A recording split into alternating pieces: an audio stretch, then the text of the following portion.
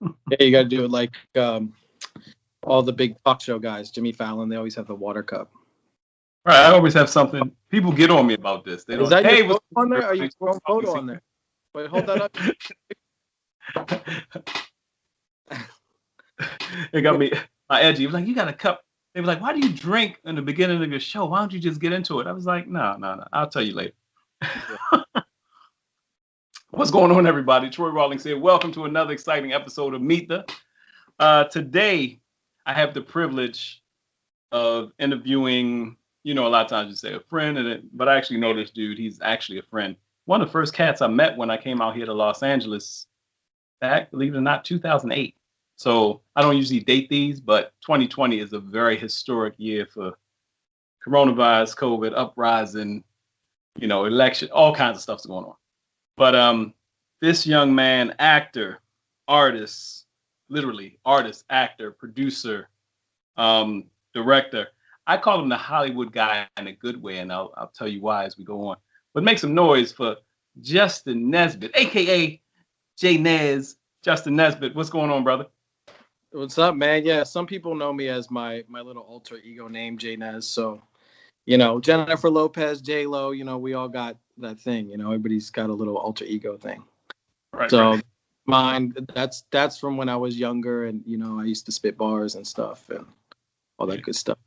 Not but so long ago. I was still, when we relaunched the radio station, the J Nez song was in regular rotation at the LA radio now. So it was. Oh yeah, I remember that. It was a hot joint. I still got stuff like. What's that? You still got stuff. You said you still got stuff around. Music sometimes for television. I have a publisher and like BET will want a song that sounds like Kendrick or sounds like this or that, and I'll go in the studio and give them. TV, you give them 90 seconds. You just a verse and a hook, and they chop it up and mix it and loop it however they want for the show. I have a couple themes on the Kardashians. I have Khloe's theme when she's in her car, like going out with the girlfriends. Like that's my song. It's called 24 Carats. It's on a lot of shows. It's one of my biggest records for television. So then I'm on a couple soundtracks and stuff. First song I ever sang on, I'm not a singer, but I can get by.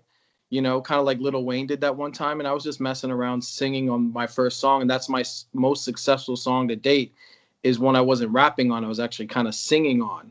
And that was called All I Ever Wanted Was You. And that was on the 10 Rules for Sleeping Around soundtrack, which is the Bridesmaids creators and cast made another movie kind of like that. And it was a big soundtrack, big Netflix deal, went to theaters. My song was right next to Enrique Iglesias. Like that's why I just try things. You got to try stuff. You never know until you try. And as you can see from my credits and what I've done in this town, I try it all. Hollywood guy. Like I said, if you're here in Los Angeles, even if you're not in Los Angeles, because we're gonna go back a little bit. But let me I always do this. I believe in giving people their flowers while they're still here. So Justin was one of the first people I met here. We were, I want to say we met at Media City Church. Mm-hmm. But which is great. You meet different people at church, fellowship, what have you. But Justin started an event, I believe he started, called Media City Pathfinders.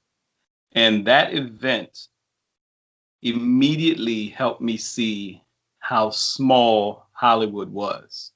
And he would bring in different actors, artists, directors, different people, 6 o'clock on a Sunday evening with other people that's in the industry. They would give tips, network. I got my first commercial casting agent there, Ms. Edwards. I met different people. I used to, on my comedy shows, I used to do a Ray Charles impersonation, and people was like, oh, you got the best Ray Charles impersonation ever. When I met Ray's son and saw we had the same head shape, I was like, oh, see, that's why. I was like, people say your head looks like my head. I see what's happening. But man, that did so much for me. Just motivating me to continue forth and create, being around other creators and realize it's not much different. Just get busy. So I really have to give you props for that. And then you always had the great hospitality. You had your crib, you invited people over, you're doing events. So thank you for your hospitality and being genuine on the Hollywood side. So when I say Hollywood guy, he's the kind of Hollywood guy everybody should aspire to be. So. Thank you for that. Yeah, if you remember, I started that kind of again. It's like, necessity is the mother of invention, right? So we had a writer's strike. Do you remember that? There was a big, nasty writer's strike where everybody went out of work, Right. for months. And I came at the end of it. I yeah, got it here was February 9th, yeah, it 2008. was Hollywood. That was like a hot version of a pandemic for actors and writers and directors and filmmakers. So I was like, we need to do something like a support group because it's bad. It was bad. So I wanted to bring people in to give hope so we can all lean on each other, motivate, figure out what we're going to do during this time, keep it together. And I thought like unity, like times like this, I thought unity it was good. It was appropriate at that time. That's really the reason I did it. And I found the right partners in doing it. Kind of like, the film we're going to talk about that came out today. It was just more, I have these like half, and they're not even full hearted. They're like half hearted, like, oh, that would be cool. Or we should do that. And it's always during some time that pushes me to do that, which is strange. That's kind of my thing. I want to mention, all right, let's flip the script. Quarantino it instead of Tarantino. We Quarantino it and go originally from. I'm from where you're from. I'm from the DMV, DC, Maryland, Virginia. That doesn't mean I lived at the driver where you get your driver's license. You know that. Right. I was born in Daytona Beach, Florida. My dad would manage a resort there and me and my brother were little, and he moved back to Maryland. So he moved and planted roots in Frederick, Maryland, Frederick County. And then later on, my mom, when they split up, my mom was a teacher at a private school in PG County, Prince George's. So then I moved to Prince George's, went to high school there, which is a great experience. It probably shapes a lot of what I do. And then, then I moved to Orlando, Florida. So yeah, I'm from Maryland. I'm an East Coaster. So that's so never. You get to Orlando, and when did the entertainment bug really hit you? Was it in high school? Was it when you got to Orlando? So every day, I don't know if people, my generation all knows the show, Total Request Live, TRL and MTV. Carson Daly was the host. Yeah. We get home, me and my boys would get home, watch that, like that. I love that show.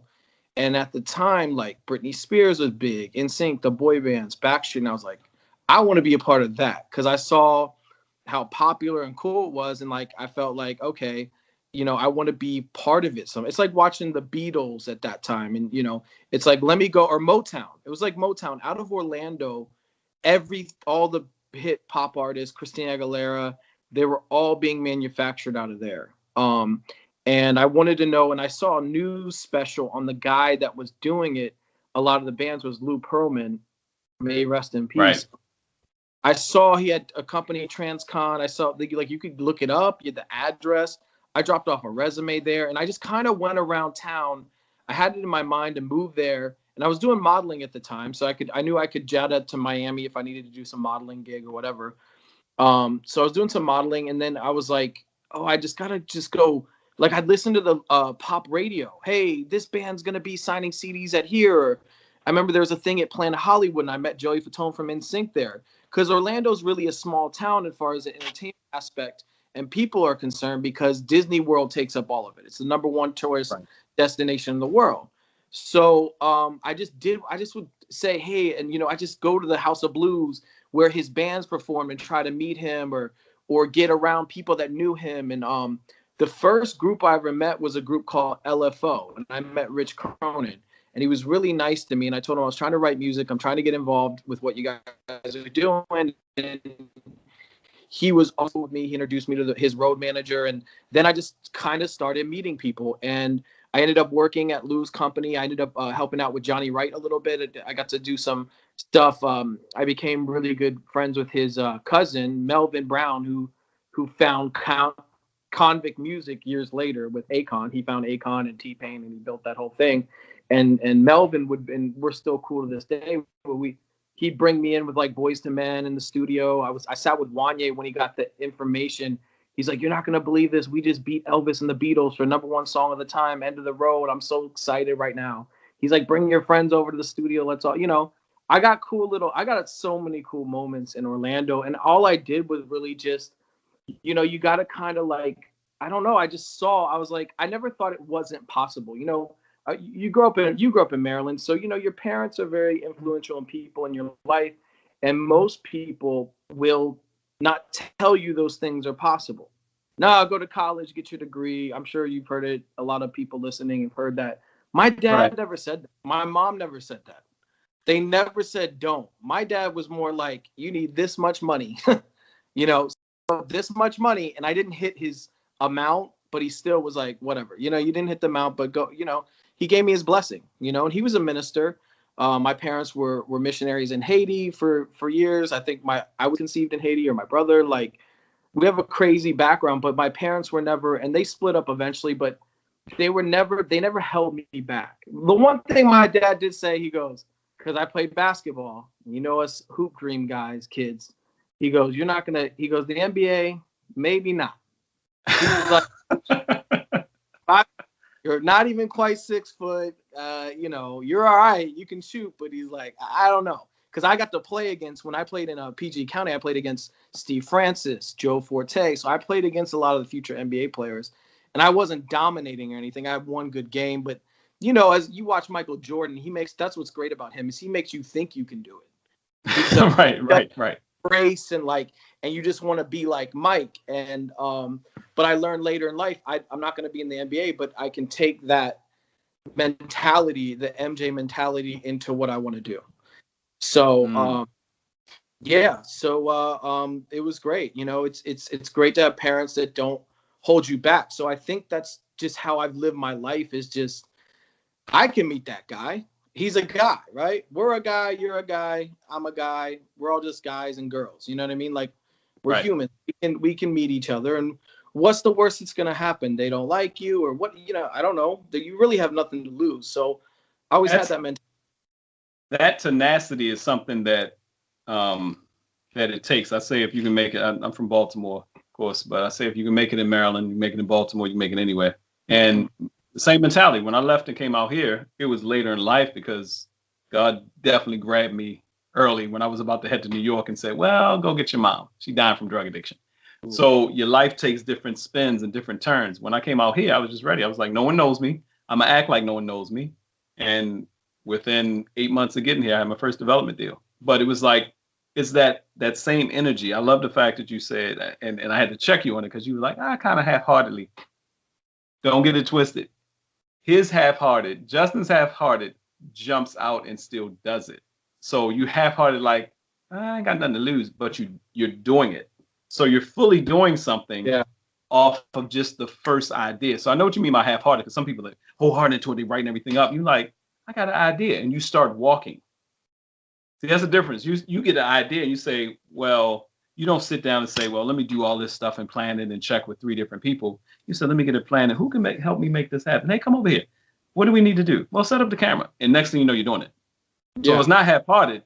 It's like it's Clint Eastwoodish. It's with a little intent. Like, I just like to throw things out there. It's in passing. The movie ZOOM.MOV was an in passing comment on a forum, and I was just like, hey, you could just do a whole movie on Zoom. Hey, you record it, right? With punches in on you. Yeah, just, what if a girl gets snatched? And I started just, what if? And then 2 people DM me. Are you serious? I was like, kinda. So that's half-heartedly, like, even Media Pathfinders group, I was half-heartedly saying it to a big script supervisor that went to the church, and her husband, who's a union grip. He worked on Titanic. I was just like, hey, we should do a group about, they're like, are you serious? Because if you're serious, and I believe in partners. You do need somebody. You think Steve Jobs made the MacBook with, by himself? He didn't. He half-heartedly was like, you could do it where it's like, because I watched the movie on him. Steve Jobs was a really good movie. I recommend. He's like, they got mad at him because he's like, well, you could just make it the software only for the computer. So then other companies, you have to have the Mac to. He didn't want to be compatible with every software like Microsoft, because he wanted to stand out. So I like his type of visionary is like me. I'm not going to sit on a typewriter and type, the whole script out. I'm not a screenwriter, but I can write an outline on Microsoft Word. I can give you the idea. I can give you the dialogue, and then let the writers do what they do, or let the people do what they do. That's a very good good point. You mentioned something about Mario Van Peebles and being a mentor to you, and you worked on several projects. I'm surprised to find out that Zoom.MOV is your directorial debut. I thought you directed before now. It might have been just production and acting. I thought you had did some directing before now. I directed a couple music videos. I did one pilot that was about poker players like years ago. That was about female. We were trying to make a female poker star because they get kind of discriminated. So I did a whole thing. I got a famous poker player, and he tried to teach the girls how to play and use misogyny to your advantage at the table for the signs and stuff. It was a cool pilot. It didn't get picked up. Well, it got picked up. It's one of those Hollywood deals where the guy didn't want to do it. This guy did, anyway. But that's the only thing I really directed. But I've been putting it. This is another little life's nugget. I've been putting it in. Like, I sat with Mario. We were on a movie in Mexico. We're sitting in this beautiful mansion because that was the location. Sun was going down. I was just like, Mario, I don't feel producing as much anymore. I just want to act and direct. I just want to direct, man. And I was just like, you could help me, or any, just any of the movies you don't want to do, because I'm sure you get offered movies all the time that are too low budget. They can't afford you. Maybe it's not your thing. I was like, I'll do it. So I started putting it out there. I want to direct. I started putting it out there. That was last year, way before the pandemic. So never in my wildest dreams did I think my first credit would come from during quarantine, and I never left my living room. I wrote it here. I wrote it on Zoom with the writer and filmed it here. I rehearsed it here with my little ring light. Like, I never left the living room, and I directed we could direct the actors. Joseph Cannon, I should give him credit. He wrote an amazing script, put it together. He was my co-director. And we just kind of directed them on Zoom. It was like theater. And I was like, people are so used to watching Zoom. If you watch sports now, the announcers are on Zoom. CNN, they're on every news channel. We're so used to watching Zoom. I'm like, people aren't going to they're going to feel like it's a movie because they're used to watching people. Right there. And then you talk. When you talk, the camera goes in on you, and then it goes wide, and you can see that's your master shot. I was like, there's my master. I want to get my masters, and I want to get my close-ups. And when you talk, you get a close-up, so then you can figure out. The one thing I wasn't sure of is how I was going to edit. It was experimental until we got the cut, and I was like, oh shoot, we made a movie. Because I didn't know how Zoom, it's so new. I didn't know how it would fit in Final Cut Pro and how you could edit the close-ups to make it work and feel authentic, like a real Zoom call. And we figured it out. Actually, I hired who I couldn't have done this movie without Michaelo Van Peebles, who is Mario's son, one of Mario's sons. And he helped me and Mario edit the EPK and some stuff on Armed, a movie me and Mario did. We partnered on that Mario started and direct.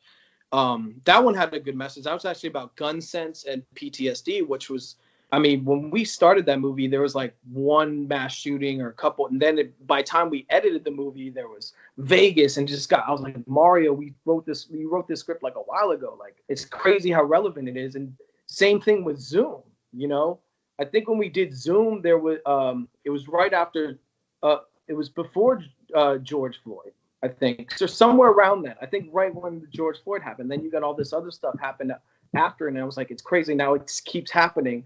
But I had that experience with Mario, where you make something relevant about a relevant issue, and it sucks because it keeps getting worse, and you don't want your movie to become more relevant. And this Zoom.MOV keeps becoming more relevant, unfortunately. But this is how you try to change the narrative: is doing art. Because we can all do a post. I can do a post on Facebook, vote for so-and-so. This is wrong. Here's my topic of the day. But, people already made up their minds, and it's not going to move the needle much. But I can do a film. This film, Zoom.MOV, is translated in like 8 different languages: French, Portuguese. So this message is going worldwide. It'll be available for the world. That's better than a simple soapbox Facebook post or Instagram. Hey, go protest or blah, blah, blah. Like, that's not how I use my voice. My voice is, I have to make, it's kind of like what Mario's done. Like, you use your voice in your art because It's more impactful than a simple post. And post, you're gonna clash heads. Some people think this, some people think that. You know what? I'm gonna make it a rhetorical film and let you decide. I'm not gonna make a Hollywood preachy, because people don't like the Hollywood shove it down your throat, preach to the choir movies. Like, I had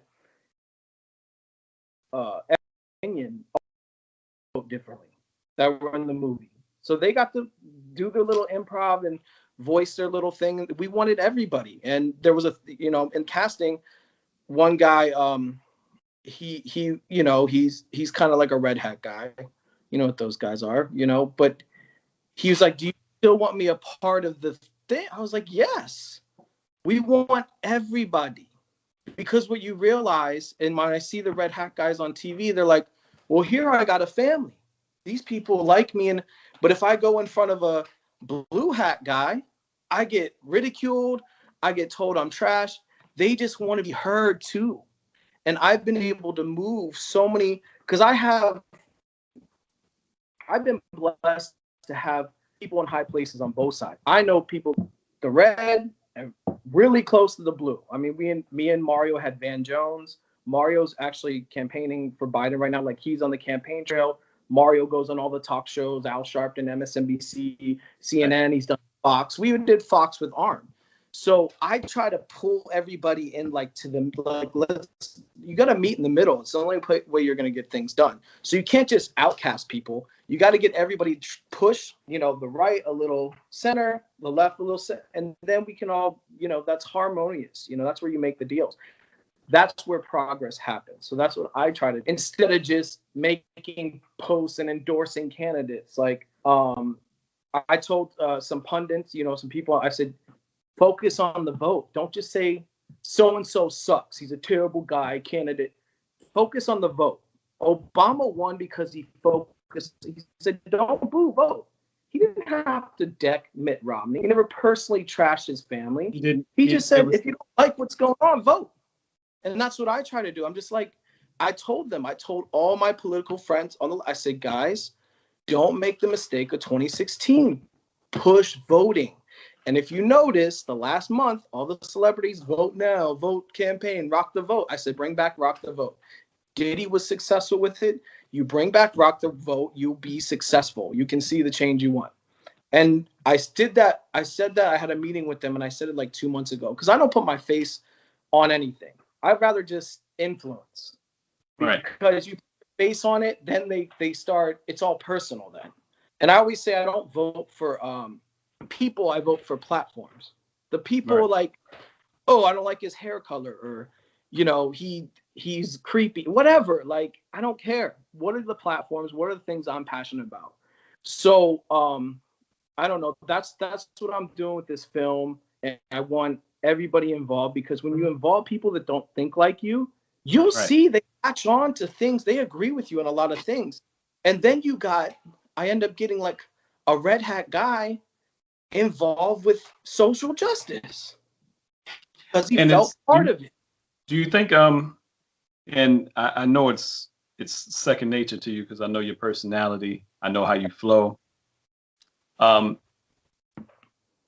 Amazingly enough, I mean, I remember your pops passed away, right? Yeah, 2013, yeah. He was 50. But just to think that he's looking down like, see, I knew he could do it. I knew it. Because your whole gist of everything you do is continuously bringing people together. And I used to do it, have a friend that's a poet back in Maryland. We used to do a lot of events together. But he had this line. He had a poem called Lamar Hill. He had a poem called My Mother's an Evangelist. And he goes through this whole thing, and he talks about how he's doing this. And he's a slam hardcore poet. But he talked about how many people he brings together through what he does. Yeah.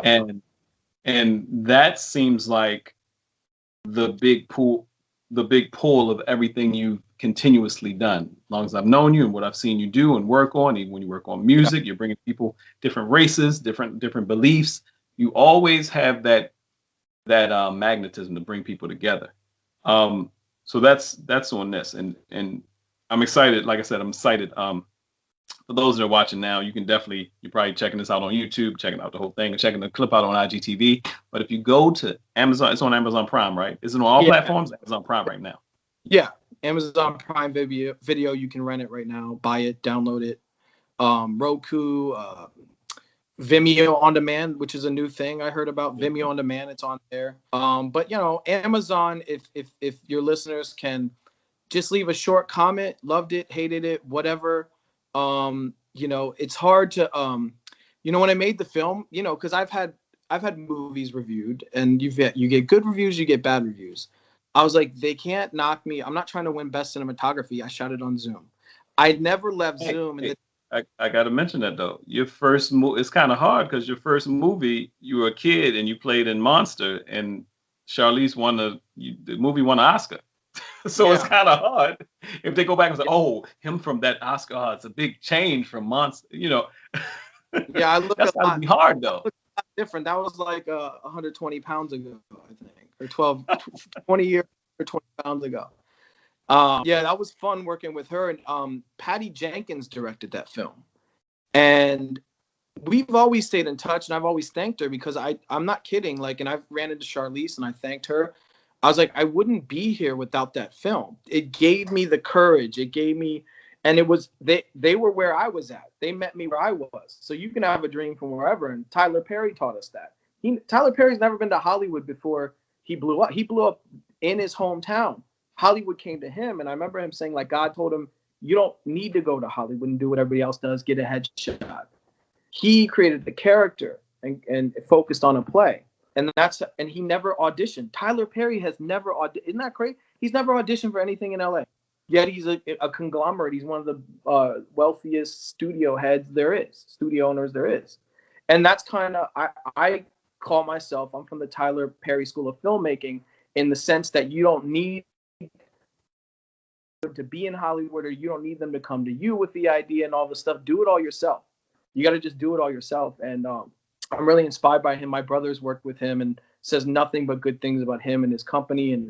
And they've been to the studio. He said the studio's great. So I really admire him. And he's like he doesn't know yet, but he's kind of like a little mentor of mine of pragmatic filmmaking, not just philosophy. His philosophies are great. He said, you just plant the seed and water it. You can't control the light, the storm, the weather, how it grows. And I remember hearing him do that speech, and I reposted. And I'm sitting and I live with my brother Nathan, and he gets a phone call. Like, I just told him, hey, Tyler Perry did this great speech about you plant the seed, just plant seeds, seed planting. And I even did a message on it at my brother's spiritual group about seed planting. And I do all that. The next day after I get that, he gets a call in the morning. He goes, that was Tyler Perry Studios. They want to work with us. I was like, oh, that's funny. So it's funny how I believe, I've always said, especially in this business, you got to speak about it. People won't know. If I didn't say directing, I want to direct it. You have to talk about it. I believe talking is a version of prayer. For the spiritual folks out there, you can pray all you want on your knees and all that. That's great. If that's your prerogative. I pray with my mouth, my words. I just put it out there, because if it's just you and God hearing it, hearing your passion, those things, you're speaking those things that be not as though they were. You're speaking it into existence. It is the nature of creation. If nobody knows that I want to direct, I have those passions, it'll never come up if I don't post about it. And I've learned, as annoying as I'm always annoyed with self-promotions. I hate, because being an actor, you got to self-promote. I don't like self-promoting. I don't like talking about myself that much. But I realize if you don't self-promote and let people know, if I don't do an Instagram post, I'm directing now, people won't do it. In fact, one of Kenya Barris's partners, I was pleased today that he writes with him or whatever, who I love. I'm a big Kenya Barris fan. He's like the biggest showrunner, writer, right? One of his guys posted, hey, I'm going to watch your movie tonight. I wouldn't know, if I didn't post about it, he wouldn't know I had a movie. And that's right. The power of social media, love it or hate it. I always looked at it as it's a marketing tool for me. I can show people who I am. I show them my spiritual side. I can show them my inspirational quotes, and I can show them my art and my talent and my gifts. And you never know who's watching. When he commented, I was like, dude, thank you. I didn't even expect that. But that's why you don't do it for. I just can only do the work. I'm not the best marketer. My only marketing is me. Like I can just say it, and hopefully people latch onto that, But you're genuine. The good thing about it, and people don't realize, like they say, put your best foot forward. You never get a second chance for a first impression. All those things that come forth. But LL was doing a piece. He started doing this thing where he would come on live and talk to people, talk to fans. And someone came on there and they put something. He's like, oh, just send your questions, send your questions. And someone was like, I don't want to keep. How do you ask your friends to support you or promote your project without getting on people's nerves? He was like, it's your project. LL said, he was like, it's your project. He said, now if you ask them 2 or 3 times and they don't want to support you, they don't want to support you. Yeah. But it's your project. He said, it's called promotion and marketing. All you see is fire and hands go up. He said, how else are you going to promote? Yeah. It's like, remember when Michael Jackson came out and he said, Tommy Mottola, he's the devil. And Tommy, it's terrible. It's just, I tell everyone. Well, Michael Jackson in his life, all he had to do was practice, perform, show up, perform, practice. And they stopped cutting big checks. Like here's 50 million to do your next album. We know we'll recoup it. No more of that. You did Invincible.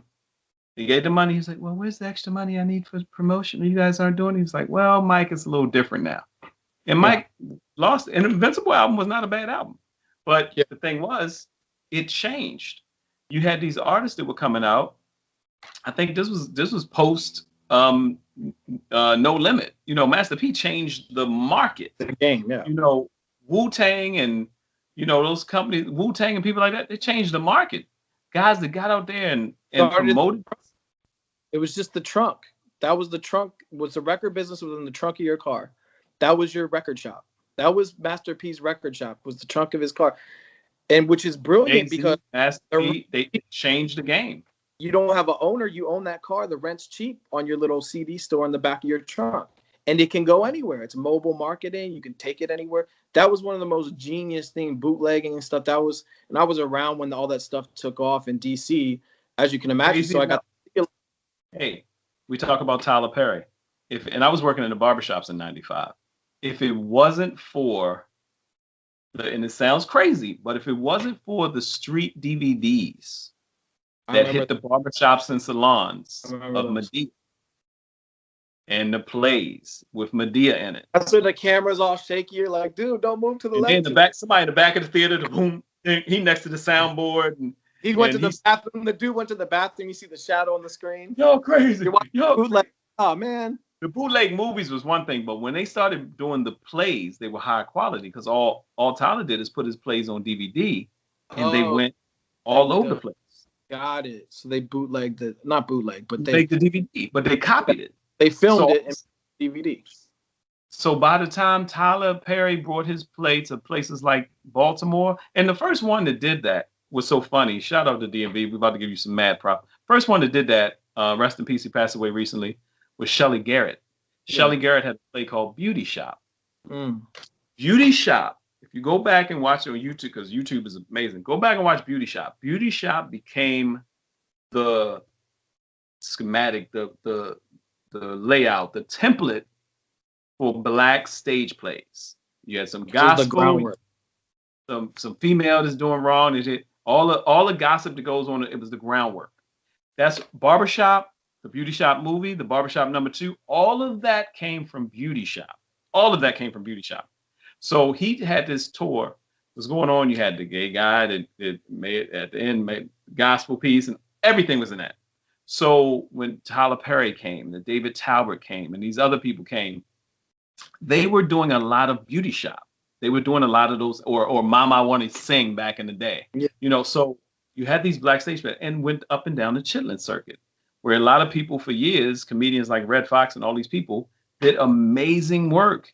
And okay, if I can't get into the Cotton Club, I can go to the Eagle, I can go to the Royal in Maryland, Baltimore, I can go to all the Black clubs and make the same amount of money, more money than the Cotton Club would pay me. and I can walk in the front. So same kind of thing. So Tyler was talking about it recently on the show when he got the billionaire thing. He said, I just realized I knew my market. I saw my market, and when my market was supporting me, I didn't need anything else. And for you, you have that same energy. And this project, look, I know we got a lot of time because his ZOOM.MOV, and this is a little different because usually I don't date these, but whenever you're watching it, you can check out ZOOM.MOV on Amazon Prime Video. You can check it out on Vimeo. We're gonna touch a little bit more, but I want to tell people this now, and we'll have the links, and I got some other promos we'll have on social media. But this is great because it just dropped today, y'all. So you can actually watch it today. And for those that are in the industry, because I know I've talked to people in the industry all the time, and you're like, you may have or may have not heard of Justin, but when you get a chance to watch the project, most people are gonna probably kick yourselves. Most of y'all gonna be like, "This is amazing." You're gonna try to reach out to him. He's reachable. That's one thing I say. I've never had a hard time reaching you ever. You know, and I gotta give some love out to the family and the friends of Sam Sapong. You were the one. I guess we were all at Media City at the same time, but you introduced me to Sam Sapong when I first really met him, and y'all working on the music projects together. And I was like, you got to really put some buzz out there. And it's the tenacity to keep going forward. Yeah. And even if somebody out there, even if you have a half-hearted idea, even if you're like, this ain't gonna work, say this ain't gonna work and walk. You know, the problem is we stop. My father was such a talented person. You want to know if it's not gonna work? I'm so curious. I think my curiosity has helped me too. I want to know if it doesn't. Like you also want to know if it doesn't work, you know? Oh, like this. It ain't gonna work. Yeah. Muppet walk to it if you have to. Abraham Lincoln said failure. I mean, failure is a beautiful educator. Failure is makes the best educator. Because you learn. And with this movie, I gotta mention that the distributor, the reason they wanted to rush it out and it's at such a quick turnaround, I think we shot it in July, is because we wanted to be the pioneer film. We wanted to be the first movie. Now we're shot 100%. The actual story, the movie is all Zoom. We never leave Zoom. No external cameras, no film cameras, no movie cameras, nothing.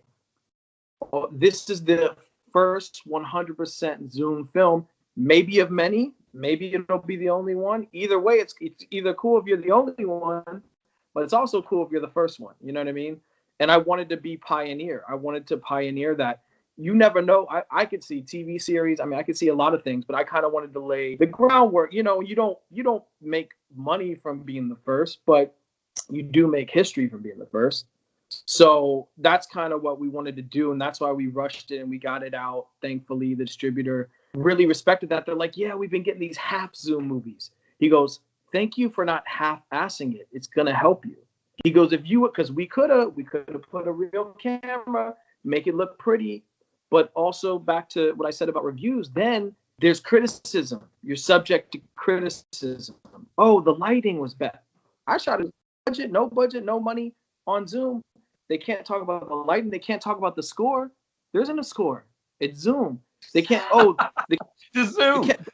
The audio's a little off. Nope. And when we shot, I was like, if your phone rings in the middle of let it ring. Let real things happen. If you hear a ding or like it loses the Wi-Fi shaky. I want it shaky. I wanted it to feel like people. I want people to get lost in these characters and feel like they're in a real Zoom call.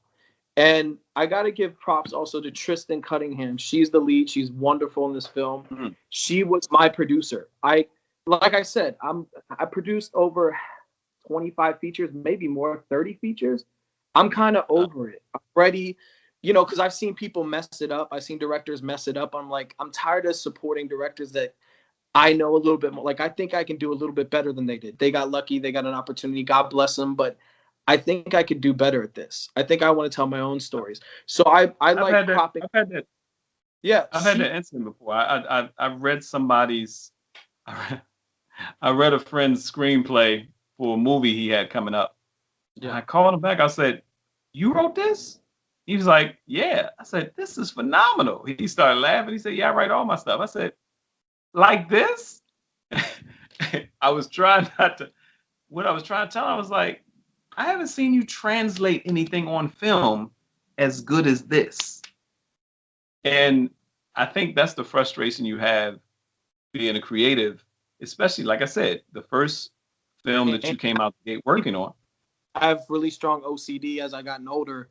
When you get your OCD kicks in as you're older, you almost want to control everything. That's why the selfie was invented. It's like, I control the selfie. I can live and die by how good that photo is. You see the girls be sitting there.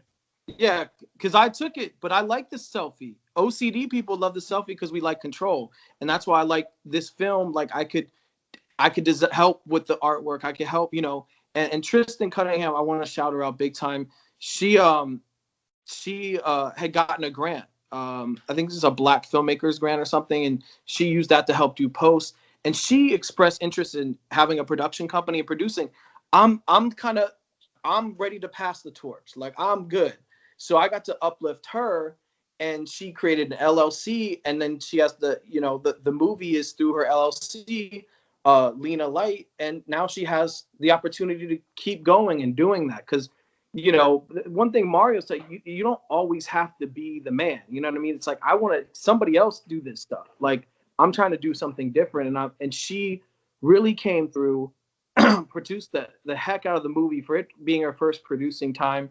She was a quick learner, and I'm happy that she can now be propped up not only as a lead actress but as a producer, and a young female producer in this men's business. She was female. Not that that's the reason I did it. It's just happened to be a nice little anecdote. You know what I mean? When you see somebody, excelling in a hard field, it's a really hard field, and she took on the challenge. And kudos to her. So I wanted to make sure she got a mention as well. And she's one of the story by people. She wrote it with me. There was three of us. What's that? Cunningham? Cunningham, yeah, Tristan Cunningham. She's the lead and the producer. Yeah, I want to make sure because I know you got to. First to reach out to me when I came up with the idea. Yeah, I was in a forum. We're in a forum we have the same manager. And I just said it in a chat, in a comment. Hey, you can do a movie on Zoom, ha ha. And then she wrote me, are you serious? That's a brilliant idea. And Joseph hit me up. So then we just got on a call and flushed it out and said, okay, you're serious? I'm serious. And, I've had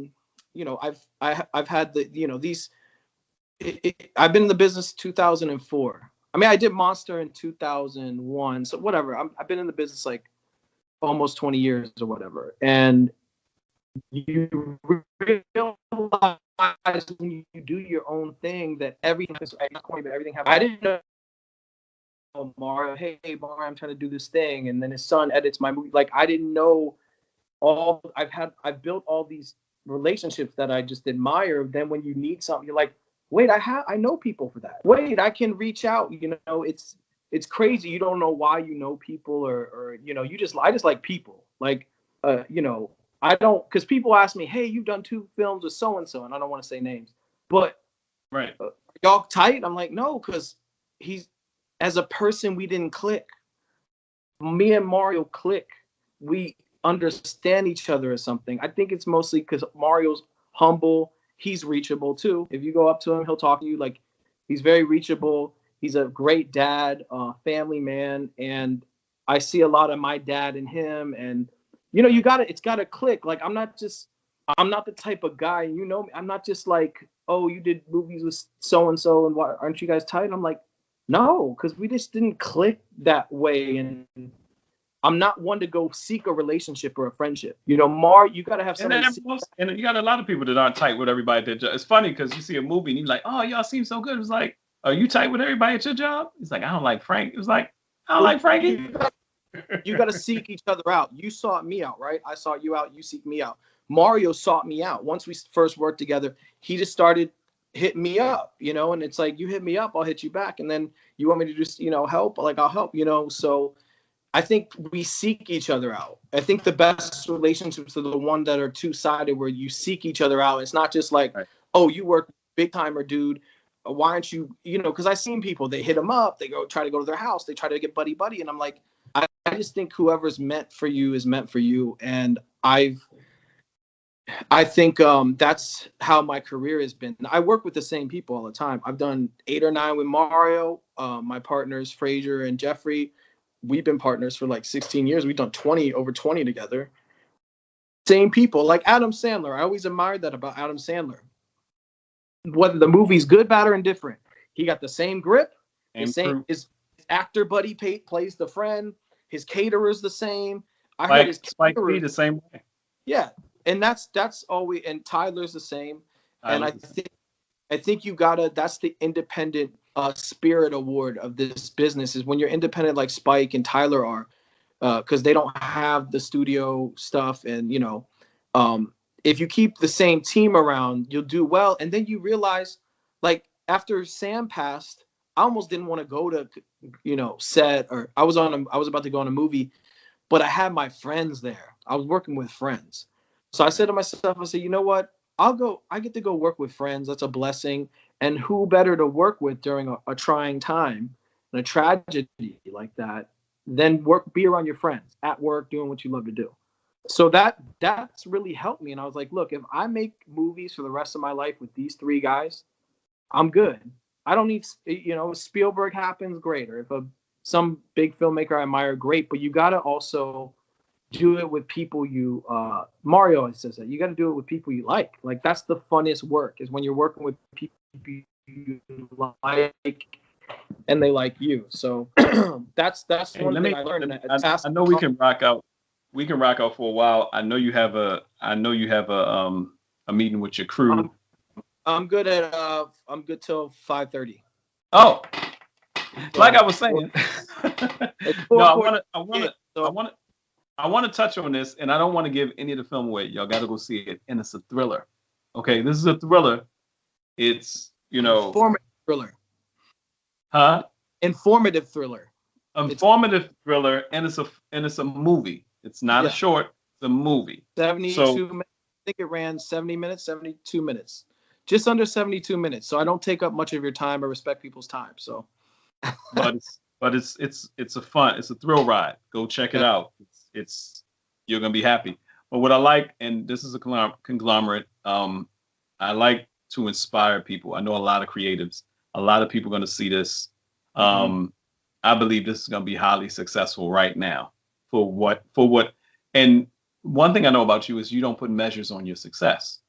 And I can say that because you might have said, I got to get this. It's kind of like you have I got to get it out of me. It's like having a baby. You got to get it out in 9 months. You're expecting, you don't know what that baby is going to be. But I know one thing, I carried this thing. And if I keep carrying it. Pretty baby, ugly baby, you don't know. That's what Mario said. And look, I remember when we had Zoe. She was like, that is a beautiful baby. That's a beautiful cat. By the last time, I'm feeding the baby in an incubator because her mom is knocked out. We had a C-section. I'm feeding her. Zoe grabbed that's a beautiful baby. That's a beautiful. I'm like, aren't all babies beautiful? This nurse looked at me and said, no, sir. No. The look of sincerity. Yeah. No. It's like, aren't all movies good? No, not all movies are. I was like, oh. I was like, thank you, Lord. You gave me a beautiful. I didn't know. Yeah. I'm looking at the toes and the fingers. And you said a word, measure of success. So for me, like I wrote a book too. It won't come out till next year. For me, if 2 people or 3 people watch this film and they're like, I got it. I got what they were trying to do. I get it. Like it spoke to me and pass it to like, I'm okay with that. I'm not, mass appeal is great, but it comes with a price, and mass appeal would be great. That's not what I do it for. I want 1 or 2 people to personally write me and say, hey, I get you. I got what this is trying to do. I get it. I'm going to push the message. You gotta keep your foot on the gas, as Maya Angelou's, you got to keep your foot on the gas of progress and justice and all that. So if people feel like the gas, they'll put their foot on the pedal when I'm tired of keeping it on the pedal. That's good for me. It's a couple people, man. Like when I wrote the book, I was like, And I've had people read my manuscript. My brother, a couple other people, and they're like, this is changing. This is like, it's a spiritual book. It's a lot on grace and stuff like that. And they're like, this is going to change Christians' minds. And da-da-da. I was like, I hope maybe it changes two people's minds. I'm okay with that. I'm okay with a couple people, like just like doing music. It's like, I had so much fun doing music. People that like wrote, a lot of random people wrote to me like, oh, your movie's on that soundtrack. Where can I download it? That song is this, and it reminds me of my girlfriend and we broke up. And like, that's all you just want to hear. That's all you just want to hear. Yes. One or two people. You got me. If one person gets me, if we're like, if you watch it and you're like, I get it. I get what you're doing. That's when it's great. I just talked about this on my sister, I call her my Harriet Tubman, from Baltimore. We do a radio show on Saturdays in Baltimore called Tighten It Radio. And we were talking about it beforehand, but I'll talk about it now. I talk about how important affirmation is, especially for men, especially coming from someone older or someone who we respect where they are, where we want to be. The blessing in your journey, it sounds like you've been able to connect with some phenomenal mentors. Yeah. Some people may be asking, okay, how did you do this? How did you do it? But it's your road was very organic. At the word that everybody loves saying, your road was very organic. Where would you like to be, or what would you like to be doing in the next 2 years? As I gotten older, I focus on just a couple things, and whatever else happens. So I got to get this book out. It's called Only God. Remember Tupac said, "Only God can judge me." The book's called Only God Can't Judge Me. I'm a product of grace. Right. And I got to get that out. That's on my short list. I have a movie called Crimson Blues that I've been developing for 7 years. I got Lawrence Fishburne on board. I got Thomas Jane on board. So I'm putting that together. Hopefully shoot based on their schedule in January, maybe April. That movie is relevant too. It's got some BLM themes. It's got police corruption, like inner workings of police department stuff, which is relevant. It's relevant and informative. But then that movie, as opposed to Zoom, more people will probably see it because it's got Lawrence Fishburne in it and Thomas Jane. But at least that's my like movie on the subject matter and things that are, Mario blessed me with the gift of arm because I'm passionate about what that movie's about, and it's a sign of our times. And I like doing a sign of the times movie because that's what will outlast. They'll always play a pandemic movie. Like, think in 10 years, I have a pandemic movie during the pandemic of Corona, just like 9/11 movies, just like Spanish flu movies, World War II movies. These movies. We see them. Yeah. Look what Netflix did with Contagion and all. I was like, when did these movies come out? They came out years ago.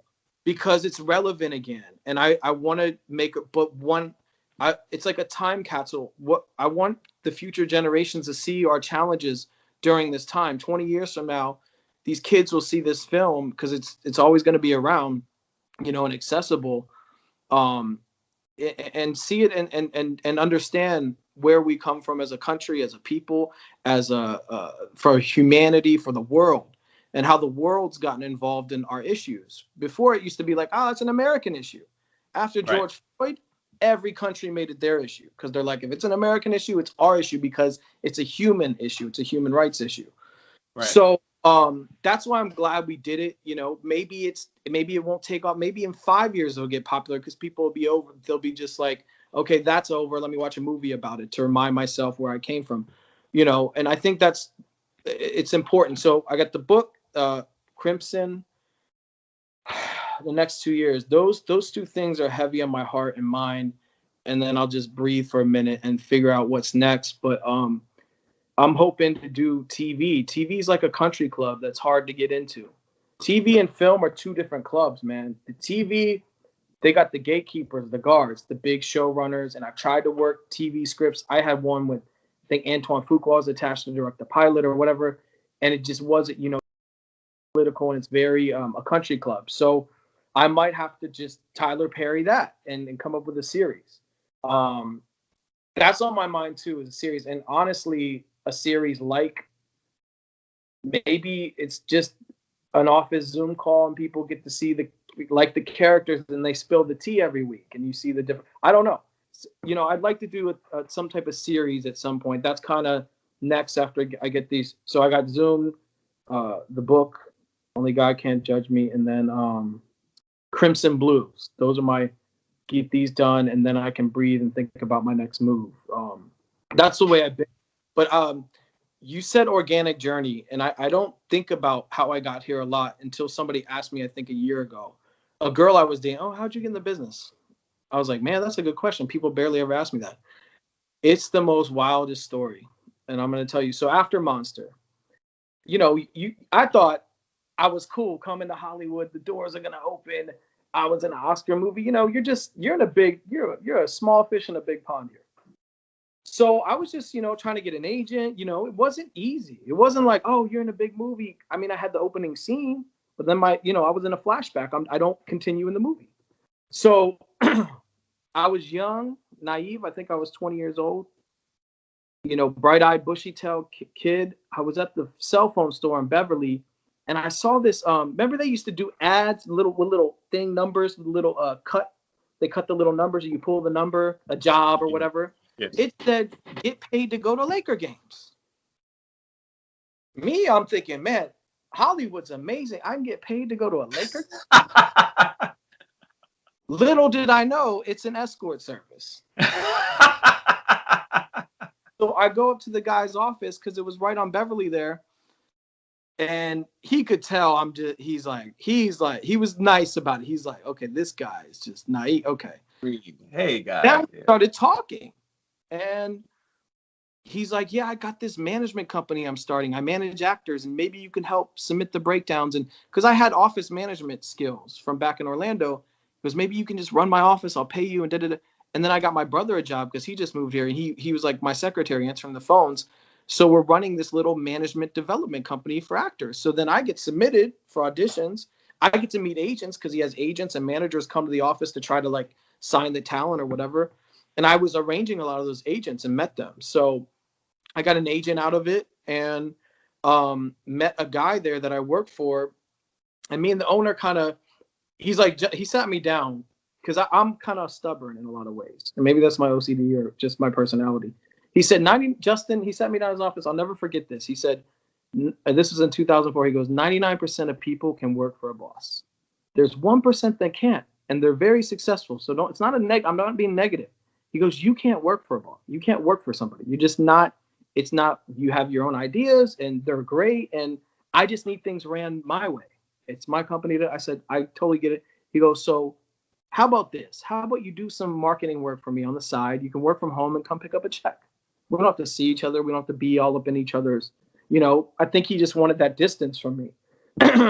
Now, the guy that I met there that called me to first hire me, who worked for the owner, he says, hey, I got these guys. They're trying to start a production company. They're working with Ronald Shusett, creator of Alien. I was like, oh, this sounds wild. He goes, I told him about you. I told him you know how to run an office and staff and So I meet with these guys. They immediately give me a desk and a job in the CNN building.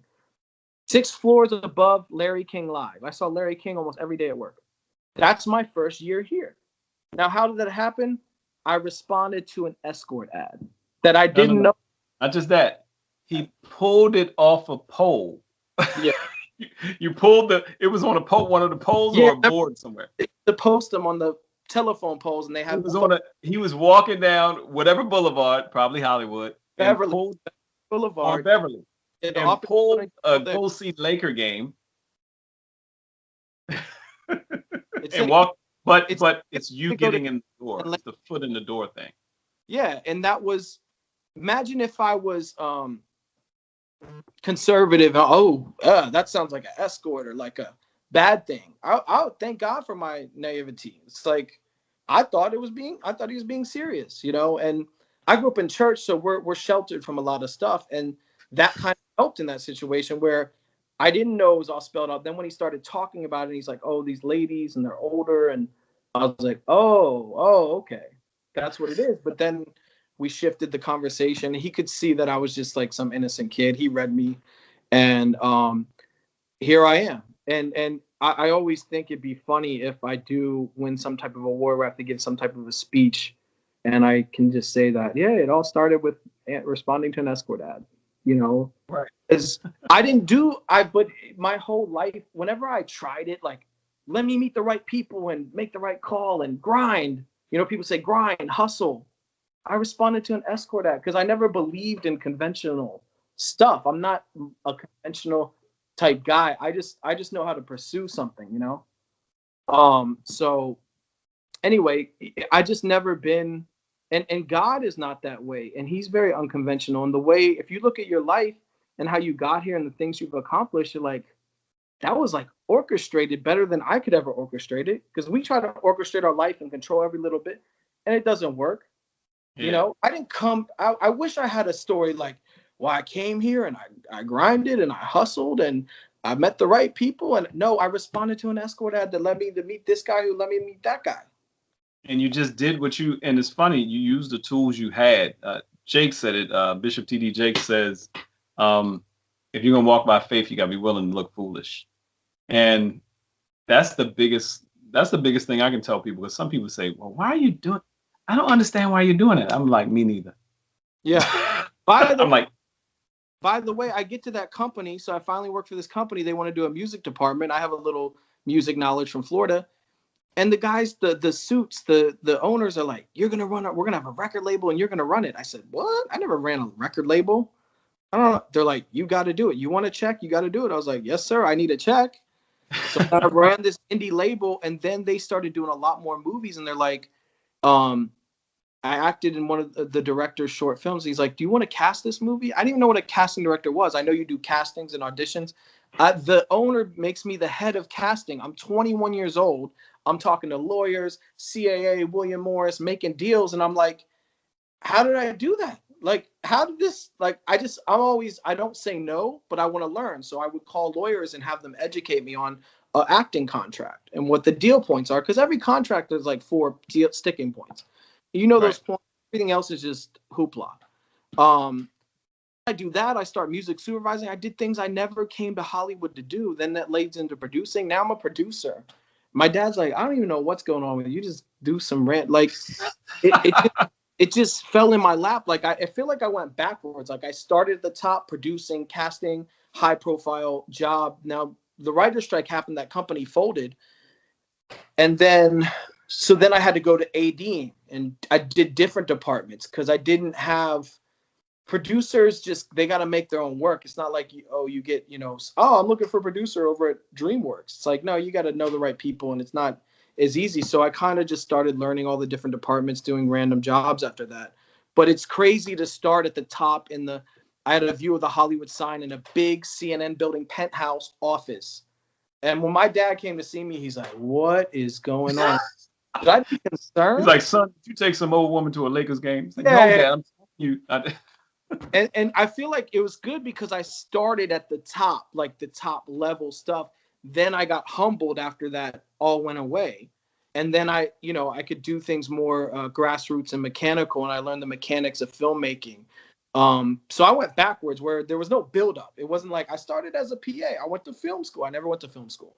I started as a PA, and then I got to be an AD, and then I got to do this. And then it's like, no, I started at the top: producer, casting director, office, da-da-da-da-da. I started there and then went down. Right. I just slid down the scale. Now I'm back, which was an important. I always say, there's one thing I always say, God wastes nothing. Nothing is wasted. Like, nothing is wasted. Some of the things that I started doing when I was 11 and 12 and 8, and, now are extreme virtues when it comes to me producing a talk show, or doing my consulting, or, so nothing is wasted. And a friend of mine said a while back, he works with the government, stuff like that. And he went to this thing for resumes and he learned his stuff. And the guy was like, what is this? How old are you, sister? She's like 40. Like, you 40 years old and work with them. Why did you give me one sheet? Your resume better be 3 or 4 sheets if you do contract work. And they were like, what? Because, some people want to go on with this pretty, it's like, no, if it's 3 or 4 sheets, you got some experience here. It's life. And life seems to be the best teacher. All right. I'm not gonna rip me running. Ripping, we can talk for 2 hours. Right. Y'all here? We gotta do a part 2. But I want people to go and check this out this evening. Amazon Prime. Give some key words that you want to say to folks, something inspirational, and then let people know how to get in touch with you. Some inspirational stuff. I mean, everything said has been inspirational. So yeah, from this experience of doing Zoom.MOV, necessity is the mother of invention. When you're put against the wall, we're in quarantine, can't go outside. Always look at what can I do? Oh, I can't go outside. Okay. I can't go on a movie set because they shut the sets down. Okay. Now write something. What can I do? Oh, I have a laptop. I have internet. Oh, I can write. Or I can do a Zoom thing. Oh, I can. Oh, Zoom records. Oh, I could make a movie. You know what I mean? So I tell people, don't look at what you can't do or you're not allowed or restricted to do. What can you do and make the most of that? You know, same with the lockdown. Like when the riots were happening, the curfew. It's like, okay, I know I can't go to the store. I can't go anywhere. I'm gonna play. I went through old records, man, and just music, and just fell in love with old music again. I went through some Olivia Newton-John stuff. I went through Bill Withers because he passed away. I got to go back and get my music history lesson, you know, because I couldn't go outside and I couldn't do this. Another thing, I took up paddleboarding as a hobby. I never thought I'd be a paddleboarder. Started going to the marina and paddle. Yeah, the board really fun. Did it at the marina, but we couldn't go. We can't go in a restaurant, so it pushes aside. So people are hiking more. They're doing more nature things. I've done more nature stuff, you know. And I'm like, oh wait, LA's whole beautiful. Neighborhoods walking with their family down the block. Kids riding bikes with their bike stores sold out. Yeah. So it's like, it's not about what you can't do or not allowed to do. So it's what can you do and do the most with that. And that's my little nugget. All right. Justin Nesbitt, tell everybody how to get in touch with you. And most of all, where they can find Zoom.MOV tonight. And you'll see, for those that don't catch all this, all the information will be below in the YouTube and the IGTV, wherever you see this, LinkedIn. Okay, so you can get in touch with me on Instagram. It's Justin D Nesbitt, stands for David, my middle name. So Justin D Nesbitt, NES, B as in boy, ITT. That's at Instagram. I think it's all my handles, TikTok, everything's Justin D Nesbitt under that banner. And then the movie is available on Amazon Prime. Please comment. You loved it, you hate it, whatever you thought of it. Give us as many stars as you can. That helps. Like I said, we don't have McDonald's marketing money. Your little algorithms and comments, they help us little filmmakers. And if you love the message of this movie, which I think everybody will, you know, you're part of helping out social justice and justice happen and pushing that message forward. Also, Vimeo on demand. If you're on Vimeo on demand, you can rent it or buy it there. If you have a Roku TV, Smart TV, it's all over there. I tested it today, so it all works. Everything's good. Yeah, I'm trying to think. So we're doing that. There's 4 legs to our release. We'll probably be doing Redbox next. Nice. We're start breaking in. It's US and Canada now. Then we're going to start breaking into Europe and start breaking it into Brazil and all the other countries. We've translated it and captioned it in 8 different languages. So we'll start making our way around the world. The American film market is next week. It'll be presented there. And I have to shout out and mention the Pembroke Tapparelli Arts and Film Festival. They've made us the top feature at their film festival. That'll be November 6th through November 8th. It's a virtual film festival. Nice. Pembroke, Pembroke, Tapparelli, Taperelli, Arts and Film Festival. That's I don't have the date yet or the time slot. They're doing the live virtual screening because film festivals now are virtual online, but you can check out the movie if, you know, free 99. So you can check it out live there.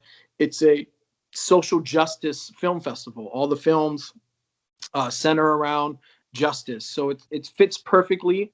But my dream for this film is to break out of the choir and out of the church into the people in the parking lot. So I just want to put that out there. So even if you don't agree with your friend, let them see the movie. You know, maybe you'll provoke thought, you know. And that's my goal with this movie. I want to bring unity in this country and as a people and humanity and start listening to each other. You know, we can't just shut people out that don't believe in what we do. And I make sure in the film to express every interest. My character says Corona's a hoax. from the government, whatever. Everybody has a different, all my characters in the movies voice everything you've seen on social media, every hoax, every the looting and the shooting and the protests are misguided. Like we cover everybody's opinion, and then we wind it up. And the message is, we're so busy fighting with each other, we don't see these little injustices happening every day because we're so busy about being right that we don't notice something bad happen. And that's what the movie's about. And I wanted to humanize a protester. These are people that are Ivy League, college educated. They're not just unemployed and have nothing to do. A lot of these protesters left their job, for the day to go protest, and they make six figures, and they're amazing people, and they had childhoods too, and they just believe in the cause. And I wanted to show that our lead character is a protester. She does, try to get the office, to listen to her about her cause. So I wanted to humanize her. You're gonna love this character. She's a great character. The actress is great that plays her, Tristan Cunningham, and I just want to humanize, follow what is a protester and why do they do it and what is their life like. Instead of just what we see on the news and they try to show the negative, the fires and the looting. Like, what about the people that aren't looting? What about the people that are there for the right reason? What's their life like? Where do they work? Where did they grow up? What did they do? Just humanize them, because I think the media does a bad job at doing that. So us in the media, Hollywood, movie media, we get to make the stories that change people's minds. Mario always says this: you wouldn't have gay marriage without Will and Grace. Am I right? You feel me on that? There would be no gay marriage without what you have. And Will and Grace, it was the friend. You didn't see two men kissing. They made it, they lightly, and that's what's beautiful about the arts, is you can educate, entertain, and inform people at the same time to get them comfortable. Yeah. We make life palatable. Yeah, he said, you won't get the Obamas without the Huxtables. Think about that. Huxtables, family, doctor, lawyer. Theo was cool. He felt like all your, like a buddy. You know what I mean? Like you got to get people comfortable with things, because we change so fast in America, because we are free and we do have freedom, that some people are going to be lag behind. And it's not their fault. That's the way they were trained. But if you do the Cosby Show, then years later you'll get the Obama, because you're getting people comfortable with these ideas. Because we went from Will and Grace to Modern Family, which Modern Family is more on the nose, one of the most popular shows on TV. And now you have gay marriage, and people can love who they want to love. And there's still a little resistance, but people love Modern Family. They love Will and Grace. But what if Will and Grace and on Friends, the one character, what if they just hit you in the face with it? Let's just open the TV series of Will and Grace with Will kissing another dude.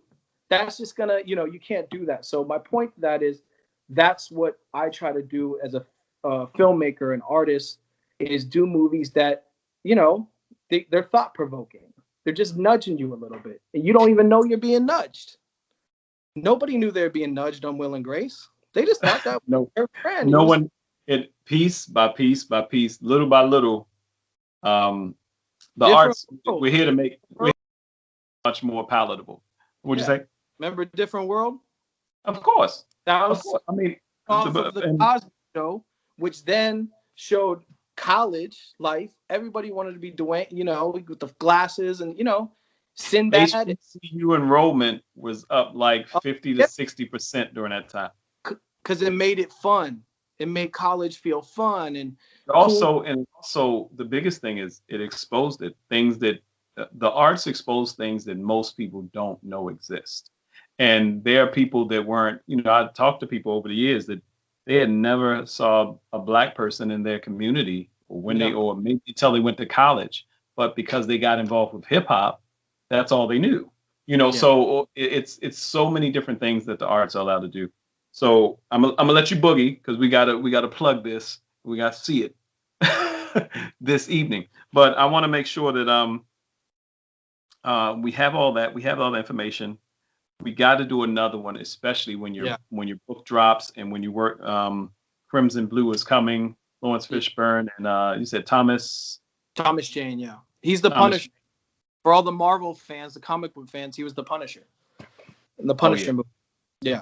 Yeah. So that's gonna be amazing as well. But we got to get together. I want to because you got to do a forum. You got to do a forum. We got to do a breakfast, life, and love brunch, and invite you to. Hey, you know how to get a hold of. You know where to reach me, man. I'm always down for that. Yes, sir. Justin Nesbitt, thank you, brother, for taking a minute. No, thank you, everybody, and I hope you guys enjoyed the show. Enjoy the movie. Get some popcorn. Amazon and chill, not Netflix and chill. Remember, it's Amazon and chill.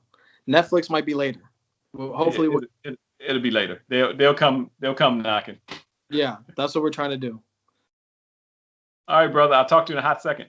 All right, man. Thank you.